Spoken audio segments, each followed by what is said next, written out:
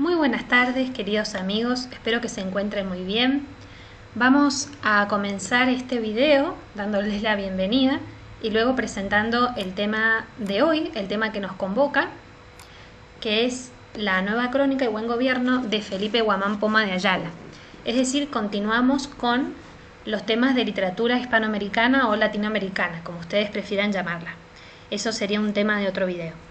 Así que vamos a hacer una breve presentación en realidad del autor porque es amplísimo. Esperamos que sea un video medianamente corto como para que ustedes puedan aprovecharlo y quedarse con gusto a poco y continuar con los próximos videos. Así que vamos a hacer una breve introducción a Guamán Poma de Ayala, Guamán con H o con G como ustedes prefieran. Guamán es más fiel al quechua, con H, ¿no? Y Guamán con G es más castellanizado. Así que vamos a hablar de Felipe Guamán Poma de Ayala.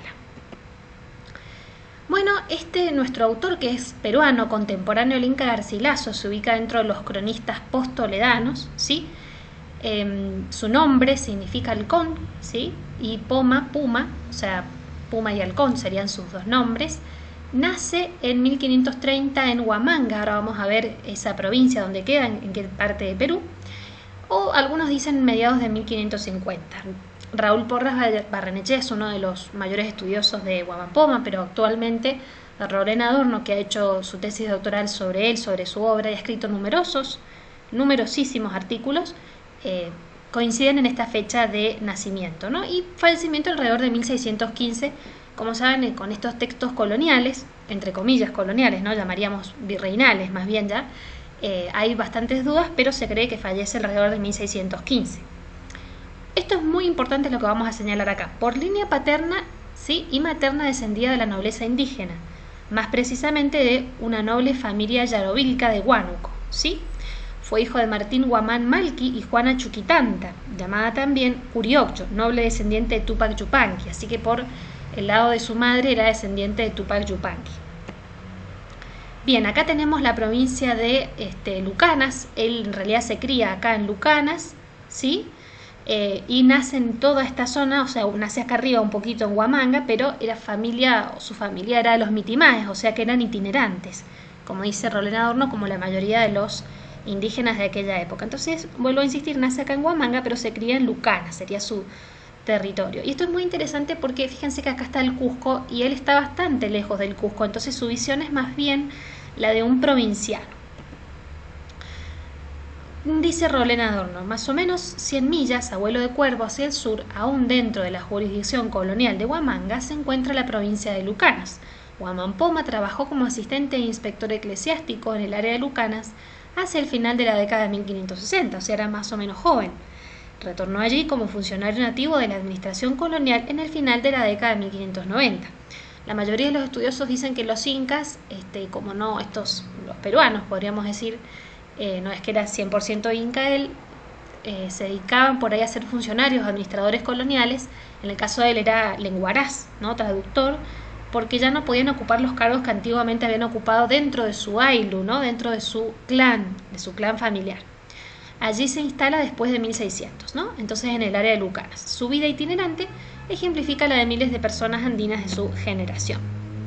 La función que cumplió, ¿no? Es la de traductor del quechua. De hecho, la obra tiene muchas palabras en quechua. Es una obra con un español quechuizado, como dice Rocío Quispe Agnoli, como dice también Mercedes Baralt, ¿sí?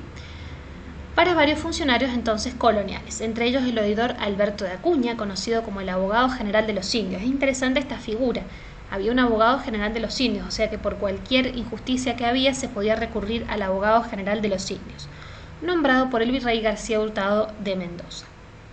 Guamán Poma intentó recuperar unas tierras que pertenecían a su familia, ¿no? En la década de 1590. De hecho, se han encontrado recientemente los papeles jurídicos, ¿no? El expediente, podríamos decir, de ese conflicto. Esto sería en el Valle de Chupas, pero no salió airoso de todos estos juicios, ¿sí? Perdió, fue desterrado y despojado de sus bienes. Eso lo dice con bastante tristeza, o sea que fue un proceso jurídico un poco triste. Por ahí he leído que él no se presenta en el momento que lo llaman, lo citan, así que bueno, no se sabe bien qué es lo que pasó. Participó también del sofocamiento del movimiento religioso Taqui Unguy, hay mucho escrito acerca de este movimiento, al lado del cura Cristóbal de Albornoz. Este movimiento decía que iba a volver la religión aborigen, iba a destruir, digamos, esa religión a los españoles, como que iban a sofocarlos. Entonces los españoles se dedican a sofocar este movimiento, que era como una especie, no llamaríamos de secta, pero un movimiento fuerte, religioso, que propiciaba la vuelta de esa religión andina.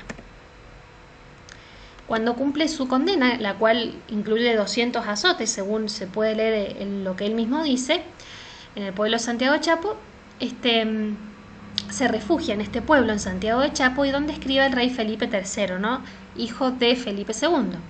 Y le informa que tenía una crónica lista, ¿no? Una crónica general del Perú. Acuérdense que la segunda parte de los comentarios reales se llama Historia General del Perú, en este caso una crónica, la cual presenta en Lima, hace todo el viaje a pie con su hijo, al secretario del virrey, bajo el título de Nueva Crónica y Buen Gobierno. Algunos dicen Nueva Corónica, ¿no? Un poco anacrónico el término, o sea, el término que usaba él en aquella época era corónica.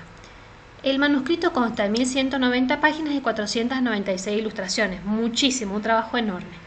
Su redacción debió iniciarse en 1567, por lo que podemos ver, pero se cree que el autor concluyó una nueva copia total o parcial entre 1611 y 1615, que es la edición que nosotros manejamos, ¿no? O sea, como que la corrige, la vuelve a copiar.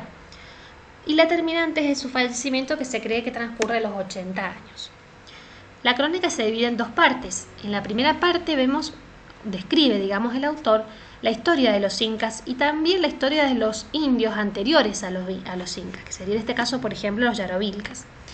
Y la va a entroncar, esto era muy propio de la época, con la estirpe de Noé, la historia del pueblo de Israel, o sea que los pueblos aborígenes de acá vendrían a ser descendientes de la familia de Noé y descendientes de ese pueblo de Israel.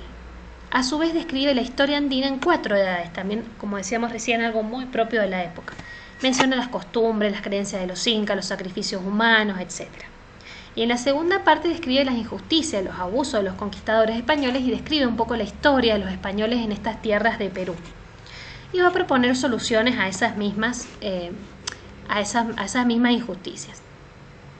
Según Rolén Adorno, no sabemos si el manuscrito llega o no llega a manos de Felipe III, pero sí sabemos que pasa la colección del conde duque de Olivares, sí, en Dinamarca, luego de 1600, ¿no? A la Biblioteca Real de Copenhague, donde fue descubierto en el siglo XX por Richard Pichman, y Richard Pichman lo da a conocer entonces a principios del siglo XX, 1930, a la comunidad científica. Más o menos podemos decir que esto es nuestra introducción a la Nueva Crónica y Buen Gobierno. El próximo video vamos a hablar, disculpen ahí un pequeño bache, vamos a hablar entonces vamos a centrarnos un poquito más, vamos a desmenuzar en qué consiste esta Nueva Crónica y Buen Gobierno, pero esperamos que les haya servido este pequeño pantallazo.